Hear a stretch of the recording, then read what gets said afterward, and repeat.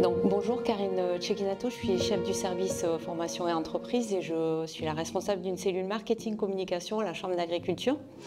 On est ici aujourd'hui pour réaliser une interview sur la stratégie de lutte contre la dermatose noduleuse contagieuse déployée par la France et l'Union européenne. Alors la DNC génère bon nombre de questions auprès des éleveurs du département. Ils sont déchirés, voire révoltés de devoir abattre et sacrifier leur cheptel, fruit d'une longue sélection. Monsieur Viguier, vous les avez entendus hier, vous avez entendu ce désarroi lors d'une réunion en Cerdagne-Cap-Sire à Sainte-Léocadie.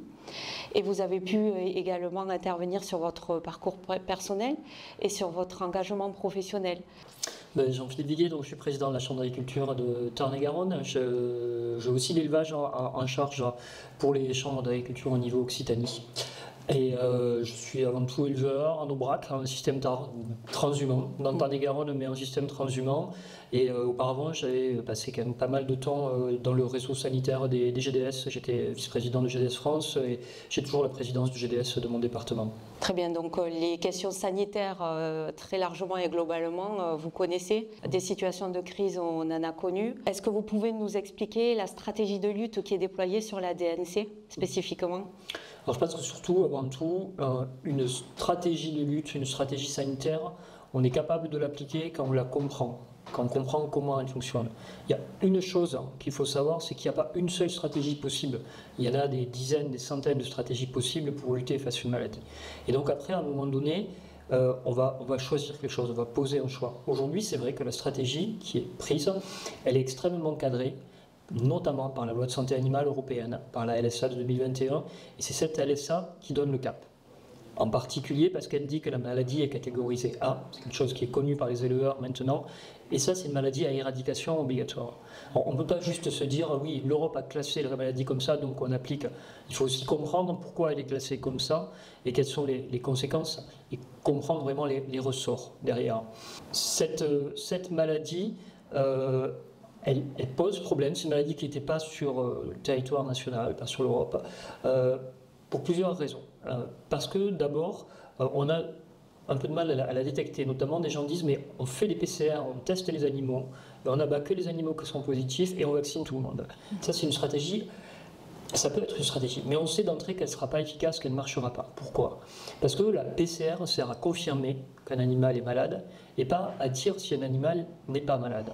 Parce que la virémie dans le sang, donc on va faire une prise de sang, le virus, on ne va pas le trouver de façon permanente, ça va bouger comme ça. Donc on risque de tomber à un moment donné où, en effet, l'animal est porteur du virus, mais on ne va pas le trouver dans le sang. Le virus il est plutôt dans les nodules, sur la peau, par exemple.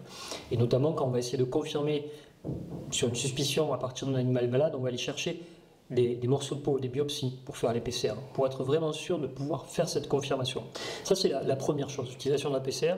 La deuxième, c'est que c'est une maladie qui a une longue incubation. La littérature dit 1 mois, mais c'est comme partout, c'est la vie, c'est jamais 100%, donc c'est peut-être plus d'1 mois, ça peut peut-être être 2 mois par exemple l'incubation, on ne sait pas vraiment, mais gardons 1 mois en tête. Donc ça veut dire qu'on a toujours 1 mois de retard par rapport à la maladie. Et ensuite, la troisième chose, c'est que c'est une maladie qui est contagieuse. C'est vrai que tous les animaux ne tombent pas malades. À peu près, on va dire que, mettons, 9 animaux sur 10 ne vont pas présenter de symptômes, mais ils vont être porteurs de la maladie. Donc ils vont pouvoir, eux, transmettre la maladie à un autre animal. Et un animal, par contre, qui aura des symptômes, celui-là, il peut la transmettre à 17, 18, 19 autres animaux. Donc vous voyez que ça peut aller très très vite. Donc si on tue que les animaux sur lesquels on voit des symptômes, et sur lesquels on peut faire les biopsies, faire des prélèvements propres, et s'assurer qu'ils sont en effet porteurs positifs et tuer ceux-là, ben quelque part, on va passer à côté de tous les autres. Et ceux-là, ils peuvent contaminer des animaux. Au final, on ne va pas se sortir. Donc voilà cette stratégie-là qui est mise en place. Il faut comprendre qu'elle est assez violente, parce que la stratégie qui est mise en place, c'est l'abattage. Alors pas de tout le cheptel, mais du lot où on a trouvé un animal malade, l'unité épidémiologique, les restrictions au mouvement et les vaccins. C'est les trois en même temps. Et on s'aperçoit, notamment en Savoie sur la première zone, que à partir du moment où on a atteint 80% de vaccination, vous prenez 3 semaines après, et là il y a une chute. On ne voit plus de nouveaux foyers.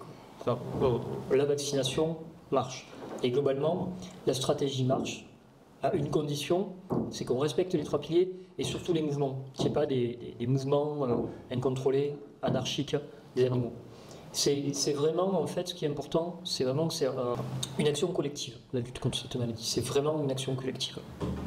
Donc c'est tout le sens des efforts demandés aux éleveurs, finalement, le respect de ces consignes pour éviter cette propagation, la viralité très forte de cette maladie. Quel est l'impact de la vaccination sur les marchés, en particulier sur les broutards, pour ouvrir un peu le sujet sur la partie aval de la filière? Le problème aujourd'hui qu'on a, c'est qu'on est dans ce cadre européen et globalement la France et l'Espagne ont des cas et on est dans le règlement européen qui impose par exemple, pour moi on va commencer à vacciner, on pourra commencer à exporter à nouveau des animaux que 14 mois après l'arrêt de la vaccination. Il y a des négociations en cours avec l'Espagne, avec l'Italie pour réduire ce délai, pour avoir des conditions sécurisées, parce qu'il ne faut absolument pas que cette maladie, qui va impacter les cheptels forcément des éleveurs qui sont touchés, quelque part aussi elle impacte tout le monde économiquement, parce que derrière c'est les fermes qui souffrent et on a bien besoin d'avoir des cours qui restent à des niveaux corrects. L'élevage a vraiment besoin de retrouver un peu d'air, un peu de rentabilité. Donc oui, ça impacte les exports. La ministre a décidé de arrêter les exports en France pour 15 jours jusqu'au 5 novembre. La Commission a accepté ces propositions et n'a pas choisi d'activer la clause de sauvegarde qui aurait fait que la France était sous cloche, peut-être pour un délai plus long. Donc ça veut dire que si on est capable d'être sérieux, de bien faire le travail et de montrer qu'on maîtrise la maladie, j'espère que cet impact il va être limité. Il n'y a aucune raison que les cours baissent et que l'élevage replonge. Il faut absolument que les cours tiennent et que les éleveurs puissent retrouver un peu d'air, un peu de rentabilité. Il y a quelque chose hier, moi, en réunion avec les éleveurs qui m'a vraiment marqué.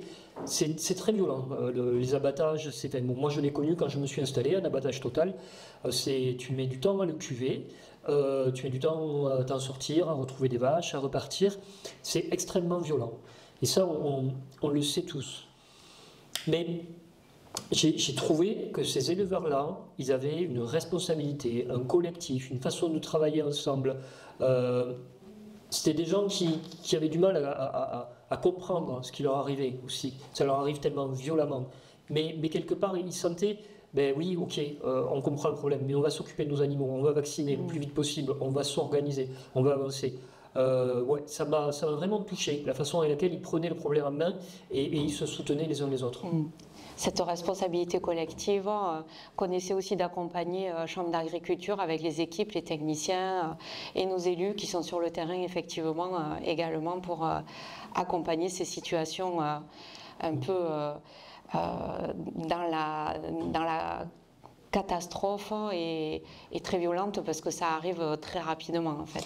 Mais tout à fait, et il faut se dire que tous les gens qui ont des discours à dire de toute façon la maladie c'est pas la peine de lutter, elle s'installera, on ne peut pas la maîtriser. Oui, ça pourrait être une stratégie de dire ça et de dire on va accepter qu'il y ait 5% de mortalité sur un territoire, sur le territoire national. Donc on fait 5 fois 15 millions, on arrive à des dizaines, des centaines de milliers de bestioles mortes. Ou est-ce qu'on choisit en effet qu'il y en ait quelques-uns qui se sacrifient, parce que franchement ce qu'ils font c'est du sacrifice, moi je les admire ces gens-là, même si c'est vrai qu'ils n'ont pas le choix, etc. Et pour protéger les autres. Et c'est là où il y a toute l'importance de l'accompagnement, du collectif, et si tout le monde joue le jeu, la stratégie elle marchera. S'il y a des gens qui ne jouent pas le jeu, s'il y a des mouvements, s'il y en a qui ne déclarent pas les suspicions, etc., c'est pas la peine de lutter, quoi. C'est vraiment le sens du collectif et c'est là où je pense que tous les responsables professionnels, tous les syndicats, toutes les chambres, on a les GDS, on a notre rôle à jouer. Si tout le monde fait le travail, on maîtrisera la maladie. Mais aujourd'hui, il faut faire ce travail-là. Donc voilà, et surtout accompagner les gens parce que ceux qui vivent, c'est dur, c'est compliqué et il faut être là avec eux. Merci Monsieur Viguier.